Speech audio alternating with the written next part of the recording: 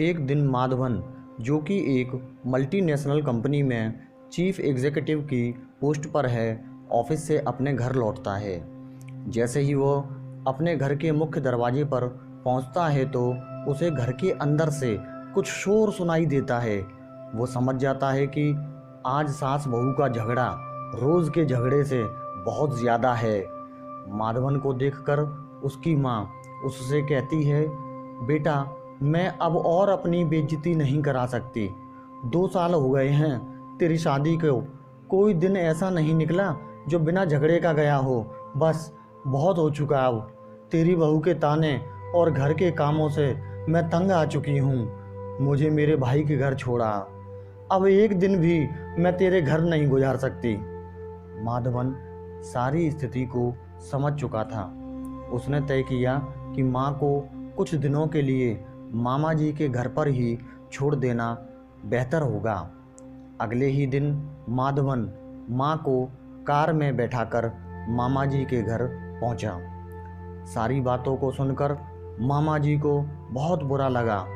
बहन के साथ होने वाले दुर्व्यवहार को सुनकर मामा जी ने माधवन को खूब खरी खोटी सुनाई और कहा, धिक्कार है तुझ पर, एक पत्नी को नहीं समझा सका। जा चला जा यहाँ से, और आज के बाद अपना चेहरा मत दिखाना। खून का घूंट पीकर असहाय माधवन चुपचाप अपने घर लौट आया। धीरे धीरे 2 साल बीत गए। माधवन के घर एक नए मेहमान के रूप में एक बेटे का जन्म हुआ। माधवन काफ़ी खुश था। उसने एक फंक्शन ऑर्गेनाइज किया। उसके सारे मित्र और रिश्तेदार इकट्ठे हुए, लेकिन कई बार बुलाने पर भी उसकी माँ नहीं आई। समय बीतता गया। एक दिन अचानक माधवन की पत्नी स्वाति की तबीयत बिगड़ गई। स्वाति का पेट दर्द असहनीय हो जाने पर उसे हॉस्पिटलाइज कराना पड़ा। कई जांचें रिपोर्ट्स कराने पर पता चला कि केवल किडनी ट्रांसप्लांटेशन ही एकमात्र उपाय है जिससे स्वाति के जीवन को बचाया जा सके। माधवन की तमाम कोशिशों के बाद भी किडनी नहीं मिल पा रही थी। उधर डायलिसिस पर रहने के कारण स्वाति का शरीर दिन प्रतिदिन कमज़ोर होता जा रहा था। कुछ दिनों बाद एक नर्स ने बताया कि हमने एक किडनी की व्यवस्था कर ली है। इस खुशखबरी को सुनकर माधवन की खुशी का ठिकाना ही नहीं रहा। अगले ही दिन ऑपरेशन द्वारा किडनी ट्रांसप्लांट कर दी गई और कुछ ही दिनों में स्वाति ठीक होकर घर पहुंच गई और सब कुछ अच्छा चलने लगा। फिर एक दिन ऑफिस में काम करते समय माधवन को उसके मामा जी का कॉल आता है।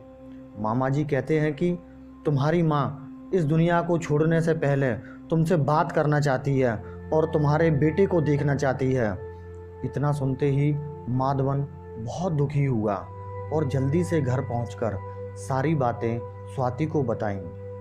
माधवन तुरंत ही कार निकालकर स्वाति और अपने बेटे को कार में बैठाकर मामा जी के घर पहुंचता है। वहां पहुंचकर माधवन देखता है कि लोगों की भीड़ लगी हुई है। ये देखकर माधवन का दिल जोरों से धड़कने लगता है। तभी कोई उसे बताता है कि उसकी माँ स्वर्ग सिधार चुकी है। माधवन को पता चलता है कि उसकी माँ ने 3 साल पहले किसी रिश्तेदार को अपनी एक किडनी डोनेट की थी और तभी से वह कई परेशानियों और बीमारियों से पीड़ित थी और अब वो इस दुनिया में नहीं रही।